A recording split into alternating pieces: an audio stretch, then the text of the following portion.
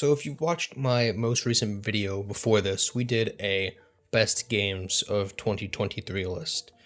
And now, instead of doing the worst, I like to do disappointing, because if we talk about the worst games of 2023, you'd have to put the Gollum game, the King Kong game, stuff like that on here. And, well, obviously, those games suck. It's more fun to talk about games that were disappointing, that had potential, and then sucked, because that's even more annoying. And most of the time, it ends up wasting more money. So these are the ones that, we want to keep people away from. So we only got 5 here. There's a couple that are bad games. Again, don't get me wrong, but I had no expectation for them. So therefore, I'm not putting them on this list. But let's start at number 5, being the best, I guess, of the worst games. And then up to number 1 is the worst of these most disappointing games. So number 5, we have Redfall. And so, again, this is on there. I didn't have huge expectations for this game, right? A lot of games on this list, this game is worse than. But I had I kind of, it looked okay. They put out a big cinematic trailer for it, like the E3 or whatever you want to call it, like 2 years before the game came out. Then they showed gameplay, and it is what it is. And then the game came out, and it sucked. Now, it was on Game Pass, but it's boring, it's empty, doesn't run well, it doesn't look good. You do the same thing over and over again. The combat sucks, the enemy variety isn't great, and it's just not a good game. I played it, I want to say, for like 3 or 4 hours, and then I watched a lot of other people play it, and it just looked like more of the same thing.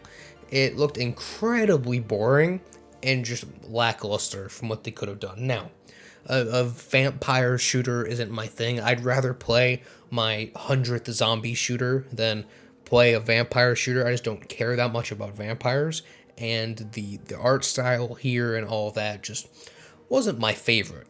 But not saying that they couldn't have done something cool and good here, but it was just overhyped, realistically. They built up to this for way too long for how the game turned out. If this just would have released as like a Game Pass game, or even like a game preview game in Game Pass, like something like Deep Rock Galactic is, or Power World even now, and then they just worked on it and worked on it and worked on it, and a year or 2 later fully released it for full price or within Game Pass, this game could have been good, right? But now people paid for it, and it was the full launch, and they hyped it up for years, and it was like the next big Xbox game, and it sucked.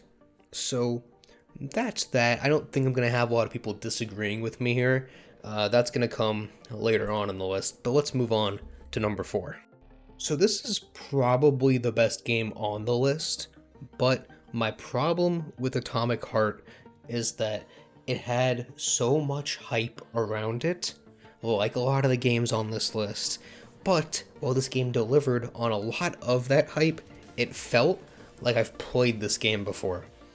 And when you watch something that looks like this, and is this just drastically different from everything else, it shouldn't feel like you've played this game before. This felt like a sequel, like an Atomic Heart 2. It felt familiar, which is usually a good thing. But in this case, like I said, it feels like I've played this. And I don't know if it's Dishonored or BioShock or what it is, but it feels like a mix of those games, between the melee combat and the way it's written and the ranged combat and the special abilities. It just felt too familiar, and the story wasn't interesting enough to keep me playing. Again, by no means is it a bad game. I'd play it. It's, especially for $3.99, it's not bad. It just feels very generic. I don't know how else to express that. Now, if you have absolutely no idea what BioShock or Dishonored is, you're probably going to have a blast. But for those of us that grew up playing those games and played them over and over and over and over and over again, and you can play every single level with your eyes closed of those games because you didn't have internet back then, these types of games just feel very familiar in a bad way, and that's the only way I can describe it. Unfortunately, that's why it has to go on this list for me. Now, number 3, Minecraft Legends. This is where you get into the territory of this game had hype. I was really excited for it, and the game just sucked, right? And Minecraft Legends, I'm not going to say I was super hyped for it like I was games, especially 1, but also 2 on this list. But I was excited to try it out, you know? I like these types of games. I've been dabbling in them recently. And, you know, it's Minecraft. Who doesn't like a little bit of Minecraft texture over everything, right? But it was just so generic. It was so boring. You just used the same golem type over and over again against the same enemies, no matter what they were. You could just use the same one because it was the best one and it was overpowered. And you did the same thing over and over and over and over again. And the story, well, I don't expect a Minecraft story to be that good. It was boring, so that didn't help either. Really, all it had going for it was that it looked and like Minecraft and said Minecraft on it, and then the wave survival mode that had nothing to do with a majority of the game. It was just add-on mode, but that's the best part of the game, honestly. That was the most fun I had. The like hour and a half I played the wave survival mode. If they would have just fully committed to that, made it a wave survival Minecraft game, this probably would have been on my best games of the year list. But it's not what they did, and keep it short and simple. They tried to do something different, which is great, but here it just didn't work out. They didn't dive deep enough into what makes these types of games great, but they tried to keep it too simple to appeal to all the Minecraft people. And they needed to either go one way or the other, and the way they went just didn't work for me. So that's why this game's sitting at number 3. Oh boy, number 2, Hogwarts Legacy. I'm standing by it. I absolutely hate this game.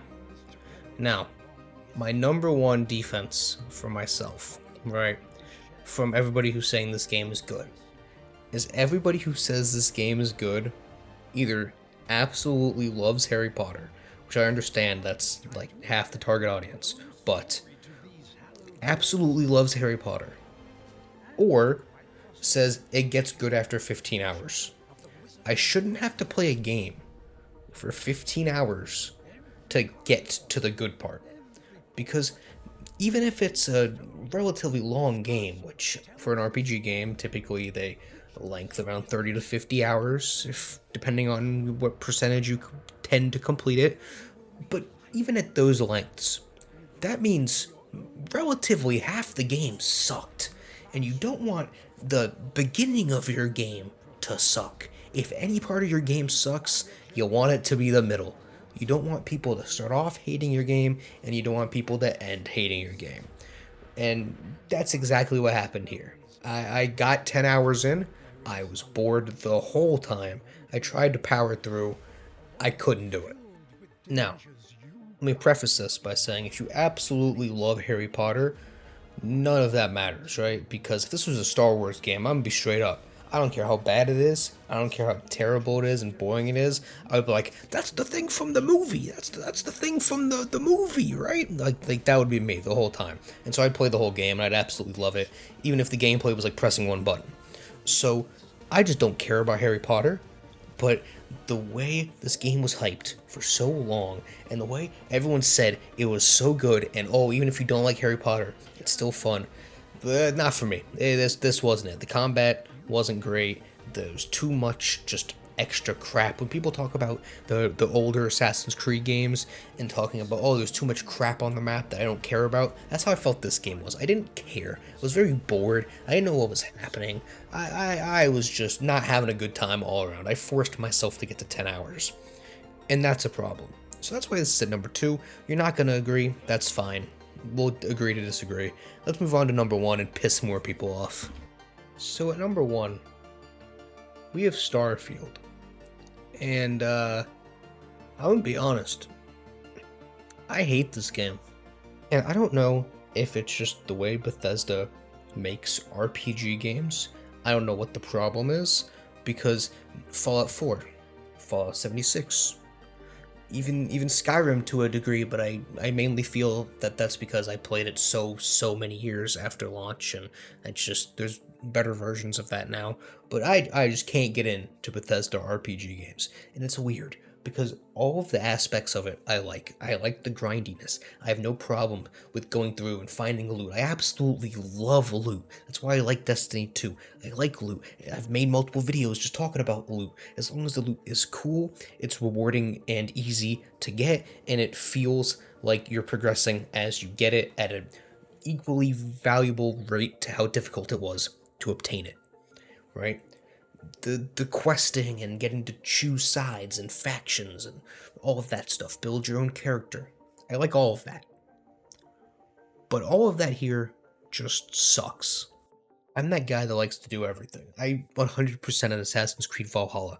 That game is like 115, I want to say it was 111 hours long, and some of the side content is just stacking rocks. I spent hours stacking rocks. I like to do everything there is to do and just explore everything. The problem with that, with Starfield, is when you like to explore everything and there's nothing to explore, but half the gameplay systems are built around exploring, the game is incredibly boring.